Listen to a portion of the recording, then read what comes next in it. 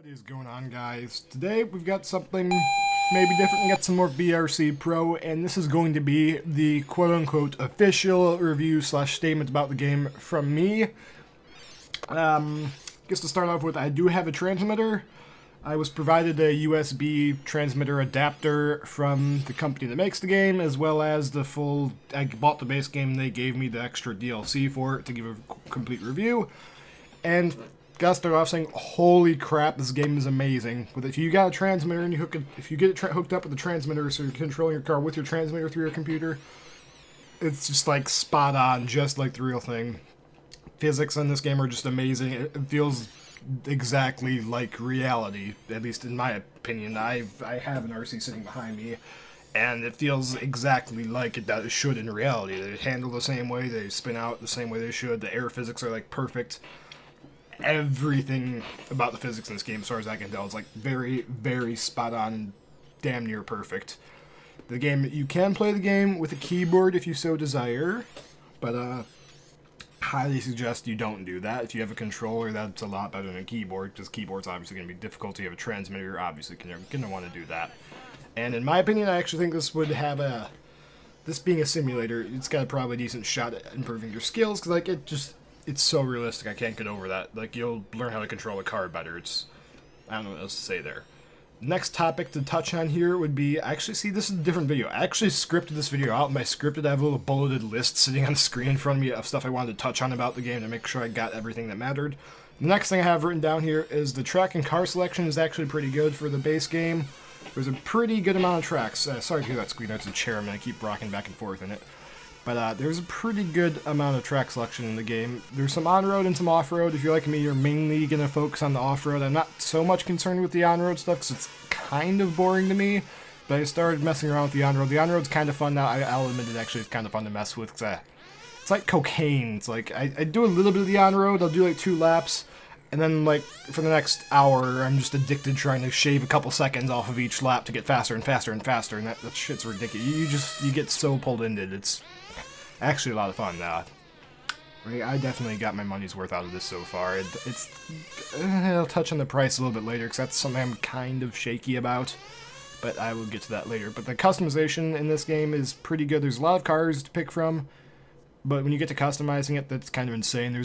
I honestly don't know what a lot of the stuff means because there's so much to it. It's sort of like MX Simulator, but a lot more in depth because there's so many different chassis you can pick from, a bunch of different bodies. Hopefully on screen right now I've got something showing resembling what you can do with the car to customize stuff. Like you can change the gearing, the suspension setup, the camber angle. You can change everything about the car, and that you could normally change in reality, you can change in the game, which is why it would be a simulator. You can change, like, everything is very in-depth, and all I've really gotten around to changing is I've just left the suspension words and changed the gearing according to what track I'm on. That's as far as I've gone with that, because there's so much to it. And it gets to go with the racing bit there. There is AI in the game you can race against. They are very good. Like, I have issues keeping up with the AI on easy. I don't want to think about what they're like on hard, but I have issues keeping up and keeping pace. I can barely get in last place when I'm racing, or barely get into second to last place when I'm racing on easy. So if you're worried about the game not having AI that's competitive enough, don't worry, they're very competitive. And other thing to touch on about the AI, though, they don't seem to really, it's like the honey badger, they don't give a shit. They'll follow their driving line. They don't care if you are in their driving line, they'll just hit you and keep going. Like, if an AI car hits you, you'll get spun out and knocked around. But if you try and ram AI cars, as far as I can tell, if you just slam into an AI car, it doesn't affect them at all, or nearly as much as it should. Like, I think I've plowed into AI cars before, like at top speed, and they didn't change their driving line at all, because they just seem like they follow a fixed path around the track and occasionally crash. And that's pretty much it. It seems like they don't change their line once they get moving at all, so there's something to note. So don't contact with the AI, you don't win. And the other thing, I guess, coming after, I should have sorted this after customization, but there are real / quote-unquote RE... Ah, God, I'm an idiot. / OEM. This is where I'm having issues talking. / OEM cars in the game. Like, there's the SC10, there is the HPI, there's, what's it called? Kyosho, I believe we've got bodies in the game, as well as HPI. I don't know, I'm not familiar with all different brands too much. I mean, like Traxxas, Losi, and HPI, it's what I can think of off the top of my head. But Traxxas is not in the game, those are just the brands I know in reality, just to clarify that right now.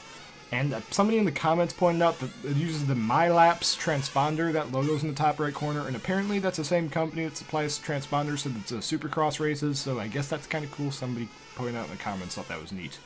And I guess with real cars, there are real tracks. Tracks in this game are apparently... I haven't looked into this too far because I don't follow RC racing that much, but these tracks are apparently actual tracks, and some of them are like the World Cup RC racing tracks, so if you want to get... It gives you a chance you can... It honestly feels like reality, so you can drive on the World Cup tracks without having to, like, fly to Brazil to drive an RC car, which sounds pretty ridiculous to me.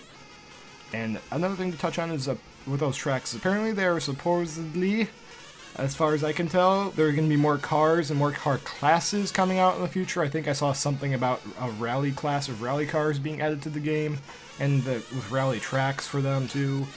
And supposedly that's coming. I don't know how true that is or not, but it's supposedly going. And I just saw a comment, actually, that said I should use the third-person camera. I get to cameras in this game, now is where we're going with this. There is a follow camera if you don't like driving the car from, like, the podium perspective. You can get a camera that follows the car, but I think I touched on it in another video. It doesn't really...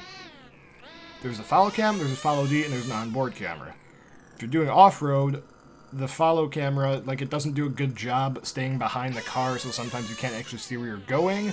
If you use the onboard camera on off-road, that camera is, like, too shaky to be usable. It's unusable on-road. The onboard camera is great. Off-road, you cannot use that at all. You can, like, watch replays from it, but it's too shaky to even try and use if you're actually actively controlling the car. But along with the cameras, you can go back and save replays, which is a nice thing. So if I'm just, like, sitting on a 5-hour session grinding out laps and races to try and make it look like I know what I'm doing, you can save the replays and rewatch them from, like, from each different camera position that there is. You can rewatch the races in a replay and be able to save them. So far, if I've only managed to be able to save one replay at a time, I'm probably stupid and doing something wrong, but it's worth knowing that there are replays. And next thing, we're going to move on to a very important thing, especially because if you've seen my stuff about MX vs. ATV Supercross, at the time of making this video, they did not do this very well. But this game, VRC Pro, is extremely well optimized. Like, it runs like butter. I've got a FX 8320 and a GTX 780, and it runs like butter, everything maxed out, which I know my computer's pretty kind of overkill for 1080p gaming, but it does run very well, and as far as I can tell. It's very, very easy to run game. The optimization is very well, so check the recommended specs on the Steam page before you buy it, but I'm fairly sure you'll be able to run it if you're watching this video. And along with optimization being another important thing with the game, the support tickets. Because I know that's how I contacted them to see if I could get a copy of the game to review. They're the guy, I think it's Peter, I forgot his name, I feel bad. But the guy that made the game, I'm pretty sure, at least I'm pretty sure you made the game is my understanding. Hi Peter, if you're watching this, what's going on? You're awesome. He actually personally responded to my tickets, and like the response time on those support tickets is actually pretty quick. It's not like Steam response where you put a page in and you wait 5 weeks and nothing comes of it. They actually will get back to you reasonably quick. They're very informative, and they're actually very helpful and supportive of people joining the community and trying to get the game going. Speaking of community, there's an online racing community on the website. There's like some tournaments or championships or something going on. I was looking into it, I'm like, there's no goon class here, I'm not going to be able to win. But yeah, there are championships if you're into online racing, you want to race against other people, that is the thing you can do in the game. I'm just probably going to get my ass handed to me because I'm not as fast as a lot of these people are. And along with the online thing, that comes at a bit of a cost in my opinion, because the game is run through a secondary client. It's not, you can buy it on Steam, which is where I'd suggest you buy it, but you can't actually... It's run through a separate VRC client, if that makes any sense, and it's run through them, not through Steam itself, if that makes any sense, which is, make of that what you will. And I guess now is the time to touch on the pricing of the game, because this is where most people are going to kind of cringe. I think the base game is $44, and that comes with some tracks, some off-road cars, and some parts, and then it's like, I actually got Steam up right now, we're going to go ahead and check this out live on the commentary here. But if we go to I'm going to check the store page right now, as of September 20th of 2015, this game will set you back, dun dun dun dun, Okay, the base cost of this game is already in my inventory. It's $44.99, so $45 for the base game at this point in time. Then each additional DLC, it's $10 for one pack of off-road tracks, $10 for a pack of on-road tracks, $10 for a pack of cars, $10 for another pack of off-road tracks, $10 for a pack of electric on-road, $10 for a pack of nitro on-road, and the professional lifetime all-inclusive that has everything about the game at all times is another $100 on top of the cost of the base game. So to get absolutely everything you want out of the game for lifetime is $145. That's a lot of money. That is a lot of money for a game that's quote-unquote indie. Like, what's it called? Call of Duty, I think that only costs you like $110 a year. This actually doesn't sound too ridiculous now, because Call of Duty is $110 a year to get everything out of each game, and this is $145 for one lifetime. So putting it in that sense, this actually doesn't sound all too ridiculous, but this game is by no means cheap. If you've got money laying around and you want a good simulator, I'd highly suggest this game. If you have like a transmitter and an RC car, so you can actually get the game fully hooked up, going with the transmitter, get the full simulator experience, I highly suggest the game. You'll love it. It'll probably it might even make you faster, but you will love the game if you actually have a transmitter to run it on. If you just have a controller, I'd go on their website, which hopefully I'll link the VRC website and the games page in the description. If you go on their website, you can get a free version of the game to try it out and see how you like it. If you like it, you can go on Steam and buy it, which I'd, again, highly suggest you buy it through Steam, because as far as I can tell, if you buy a pack of DLC through Steam, you'll always have it there. And if something goes wrong for whatever reason, you can have 2 hours to get a refund on Steam, which is why I highly suggest you go through there instead of their website, because you have Steam's customer service to back it instead of just them, which, not knocking the company, I feel more comfortable personally if Steam and Valve are there as a middle person to kind of mediate things and protect me as a buyer and consumer of entertainment products. But that's pretty much going to do it for this, I think. Oh, yeah. If you just have a keyboard, you want to run the game purely keyboard, no controller, no nothing, don't buy it. You're not going to have fun. You will not.